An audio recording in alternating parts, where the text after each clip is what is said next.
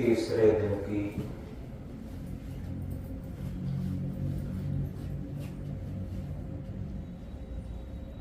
ध्यान के तीसरे दिन की दूसरी ध्यान सभा। और दूसरी ध्यान सभा के समय सभी संतों, सभी भक्तों, सभी माताओं के हृदयस्थ चेतन परमात्म स्वरूप को नमन और वंदन।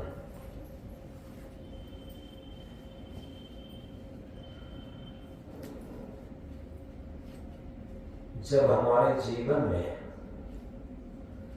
जागृति के क्षण आते हैं तो निश्चित है हमारा जीवन दिव्य होता, महान होता,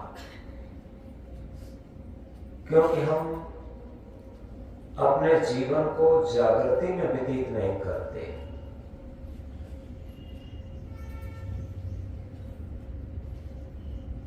सपना यह संसार लागता आए के, चले जुआ में हार मनज तन पाए के, देखत सोना लगे सकल जग कांच है, जीवन कहिए झूठ सो मरना साच है।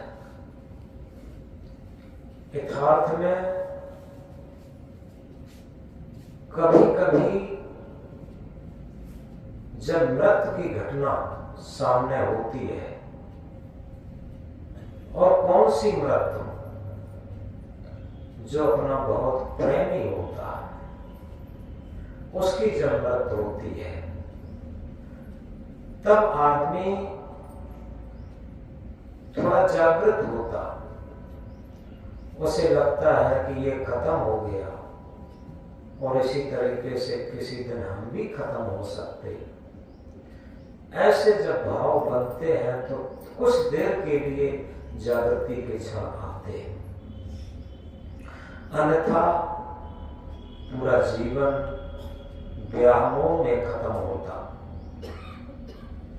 हमें लगता है कि सबसे बड़ी बात तो ये है, हमारे बंधन का कारण दो चीजें हैं।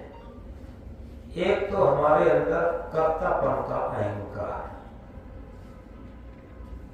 हमें लगता है हम न रहेंगे तो परिवार कैसे चलेगा, समाज कैसे चलेगा, आश्रम कैसे चलेगा, देश कैसे चलेगा। ये देश, समाज, परिवार ऐसे ही चलते रहे, ऐसे ही चलते रहेंगे। हम कर्तापन का अहंकार कर करके अपने को टेंशन में, बंधन में बना रहे। यथार्थ में दूसरी जो सबसे बड़ी बात यह है, हमारा जीवन जो खुशी और आनंद का साम्राज्य होना चाहिए, वो दुख और टेंशन का साम्राज्य कैसे बन जाता, उसमें सबसे कारण होता है, हम विचार करें, क्या ऐसा भी जीवन होता है जिसमें हम दूसरे पर निर्भर न हो? थोड़ा गहराई से विचार करें।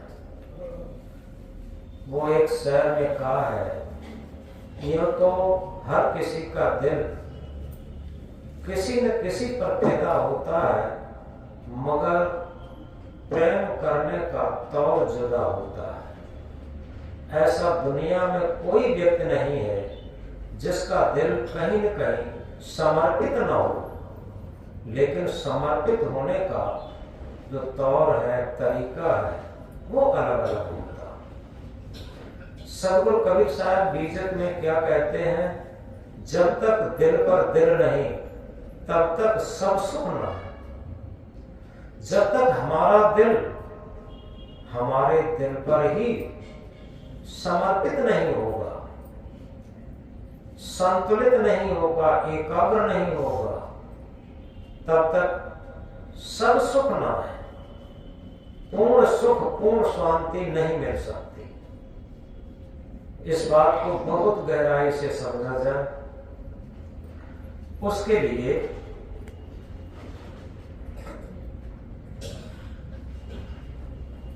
अभी हमने जो एक बात कही थी, क्या ऐसा भी जीवन होता है जिसमें हम दूसरे पर निर्भर न हो? इसमें दो बातों को समझना चाहिए। एक निर्भरता ऐसी होती है जैसे रोटी, कपड़ा और मकान, ये जीवन के लिए आवश्यक आवश्यकता है। आवश्यक आवश्यकता मनुष्य को तो छोड़ दीजिए, पशु पक्षी की भी पूरी होती है। जैसे हम मोमबत्ती बनाते हैं, दूसरा अन्न पैदा करता है, एक उदाहरण है। हम मोमबत्ती बनाते हैं और दूसरा अन्न पैदा करता है किसान है। अब मोमबत्ती के लिए जहां से हम मोमबत्ती खरीदते हैं, अगर वो सही नहीं देता तो दूसरे पर हम खरीद लेंगे। आसक्ति नहीं है। जहां से हम अन्न खरीदते हैं वो सही नहीं देगा, दूसरे से खरीद लेंगे। आसक्ति नहीं है, मोह नहीं है, राग नहीं है। ये आवश्यक आवश्यकता है। ये तो समाज में आदान प्रदान चलेगा, समाज इसी का नाम है। इसमें कोई आसक्ति, कोई मोह, कोई राग नहीं होता। लेकिन इसमें तो कर्तव्य परायणता रहती है, अपना अपना कर्तव्य करना है बस। इसलिए हर किसी को एक दूसरे के कल्याण के लिए कार्य करना बहुत आवश्यक है। लेकिन बंधन तो तब बनता है जब हम अपनी मानसिक खुशी के लिए मानसिक और भावना रूप में दूसरों पर निर्भर हो जाते, उनकी गुलामी स्वीकार कर लेते। उनके बिना अब हमें रहा नहीं जाता, फिर आप भयभीत रहेंगे कहीं ऐसा न हो जिससे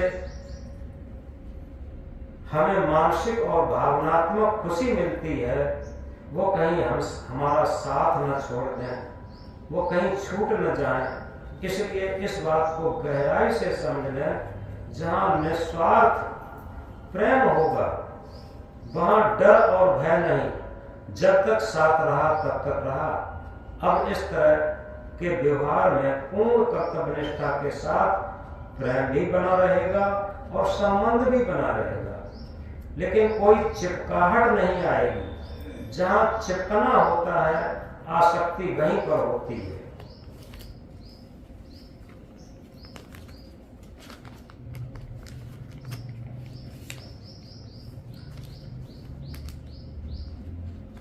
ऐसा निष्काम प्रेम का संगीत किसी के संबंध में भी बजता है।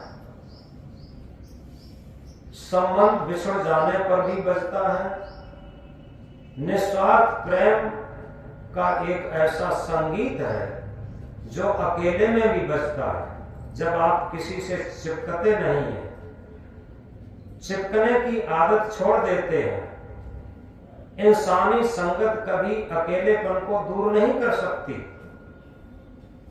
हमारे भीतर एक खालीपन है, उस खालीपन को भरने के लिए इंसानी संगत की तलाश आदमी करता है और मनोरंजन के साधन अपनाता है।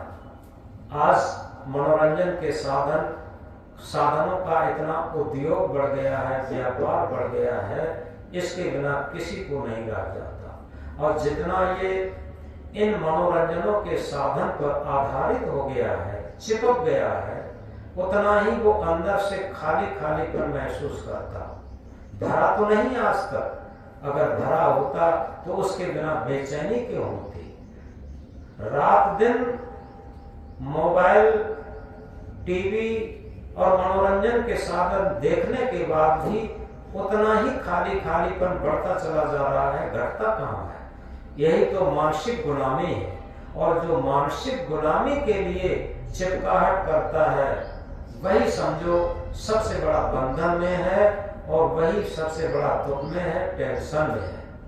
इसलिए जीवन के उस संगीत को समझें जो अकेले में भी बजता है और कोई दूसरा व्यक्ति आ गया उसके संबंध में भी बजता है।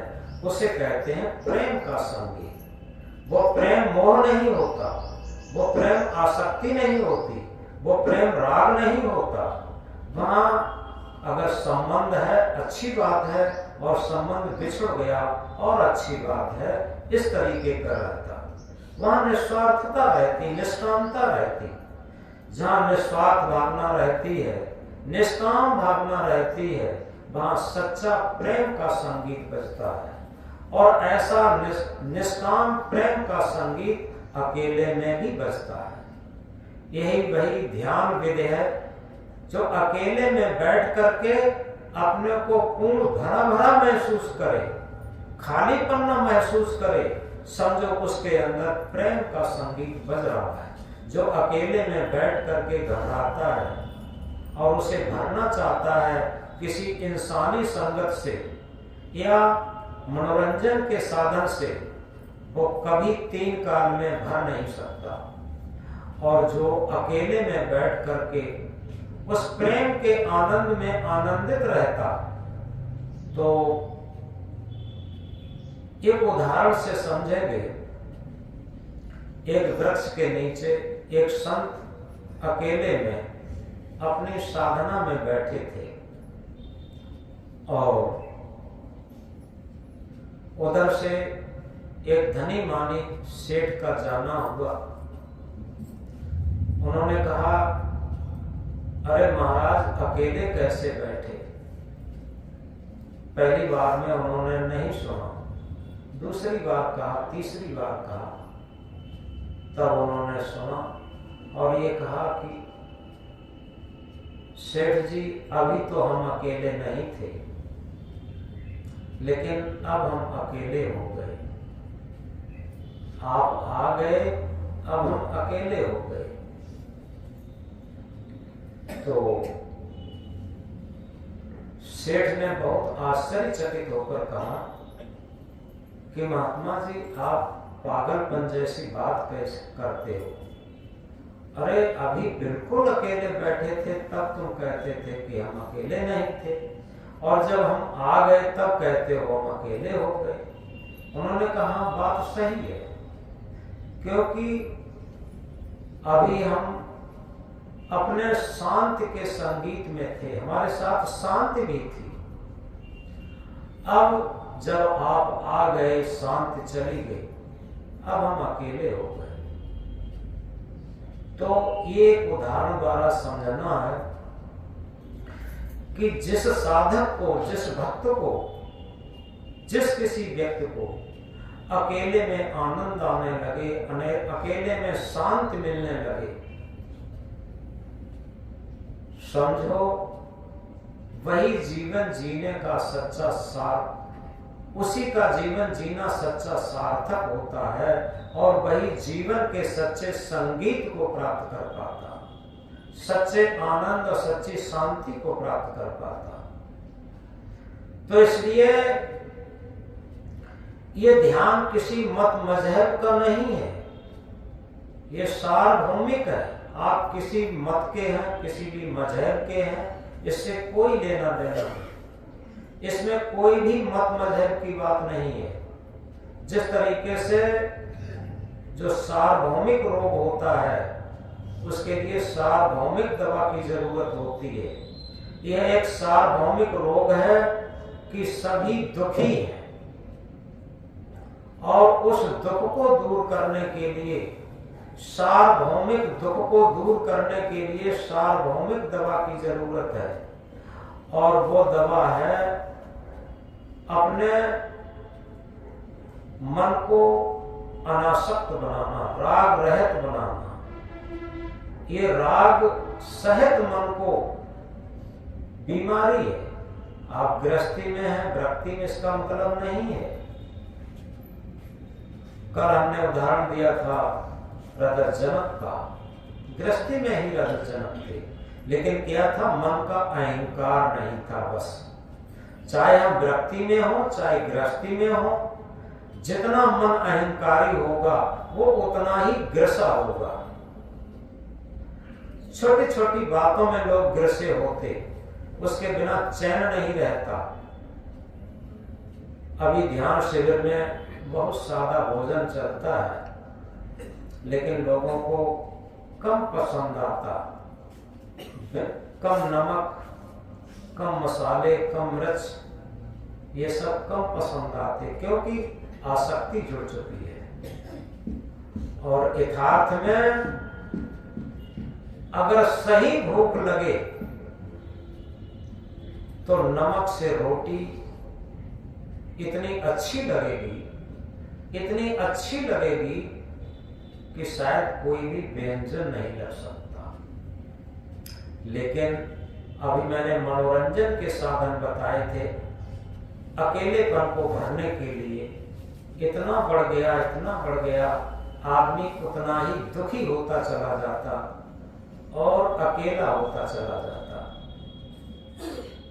आज कोई किसी के साथ नहीं रहना चाहता, क्योंकि मनुष्य को इतना दुखी हो गया है कि किसी के साथ नहीं रहना चाहता। पहले कमेंट परिवार होते थे और सब सुखी रहते थे, सब प्रसन्नचित रहते थे। हालांकि उपभोग की वस्तुएं कम थी, ये मनोरंजन के साधन नहीं थे, लेकिन क्या था, सच्चा प्रेम था, सच्ची कर्तव्य निष्ठा थी। आज भी जहां सच्ची कर्तव्य निष्ठा है, सच्चा प्रेम है, वहां वो लोग बड़े प्रेम से रह लेते हैं और एक दूसरे में अगाध निष्ठा रहती, आत्मीयता का प्रेम रहता। तो इस तरीके से अगर हमें अपने जीवन में संगीत में जीवन बनाना है तो हमें कर्तव्यनिष्ठ होना पड़ेगा और इस खालीपन को शांति से भरना पड़ेगा, प्रेम से भरना पड़ेगा, कर्तव्य निष्ठा से भरना पड़ेगा, निष्कामता से भरना पड़ेगा, निस्वार्थता से भरना पड़ेगा। इसीलिए कहा है, निस्वार्थ साथ दे सज्जन का, निस्वार्थ साथ दे सज्जन का, सच्चा उपकार यही तो है। अगर वास्तव में हम एक सज्जन बनना चाहते हैं, साधक बनना चाहते हैं, साधु बनना चाहते हैं, भक्त बनना चाहते हैं, ज्ञानी बनना चाहते हैं, ध्यानी बनना चाहते हैं और शांति में जीवन जीना चाहते हैं, तो अपने अंदर निष्कामता धारण करें। और जितनी अधिक निष्कामता बढ़ती जाएगी, हमारे अंदर प्रेम लबालब होता जाएगा और जीवन हमारा संगीत में होता चला जाएगा। ये बाहर के संगीत नहीं, अंदर भी संगीत है। उसी संगीत के लिए हम लोग ध्यान में बैठे हैं। वो संगीत अगर हमें सुनाई दे जाए, वो संगीत हमारे ध्यान में आ जाए, जिसे प्रेम रस कहते हैं, जिसे आत्म रस कहते हैं, केवल दो ही रस हैं, काम रस और राम रस। जो घटघट रमैया राम है, चेतन आत्मा है, उसमें जो रस है, उसकी स्थिति में, उसके साक्षात्कार में, उसकी आवाज में जो रस है, वो रस का संगीत जब मुझे मिलने लगता तो निश्चित है हमें अकेले में आनंद आने लगता। तो इस प्रकार अब अभ्यास में उतरेंगे, लेकिन ध्यान रखें ये व्यवहार काल की परिपक्वता। हम व्यवहार काल में ज्यादा उलझे नहीं। जो जितना आदमी व्यवहार काल में उलझा हुआ आसक्त होगा, दूसरे से सुख मानता है, दूसरे के देखने से, दूसरे से मिलने से, दूसरे से बात करने में दूसरे से सुख मान बैठा है, वो समझो महा भोला है, महा अज्ञान है। क्योंकि दूसरे में सुख होता तो वो दूसरे में सुख क्यों मानता? उसमें ही सुख होता, वो दूसरे में फिर सुख क्यों मानता? जब तक हम अपने अंदर से सुखी संतुष्ट नहीं होंगे तब तक दूसरे का जो उधारी का सुख है वो बहुत क्षणिक है और दुख देने वाला है। जितने भी दुख हमें जितने भी सुख हमें दूसरे से मिलने की उम्मीद है उतना ही हमें उसका 50 गुना 100 गुना होकर के दुख मिलता है। दूसरे से कभी सुख नहीं मिल सकता जब तक हम स्वावलंबी न बने। जो जितना स्वावलंबी है वो उतना ही आत्म अवलंबी है और जितना आत्म अवलंबी है वो उतना ही उसके अंदर प्रेम का मधुर संगीत उसे सुनाई देगा और उसमें वो स्थित होगा। अकेले में ही उसे आनंद आने लगेगा, शांत मिलने लगेगा। तो इसलिए अब अभ्यास में उतरेंगे। सभी लोग सहज आसन से बैठ जाएं।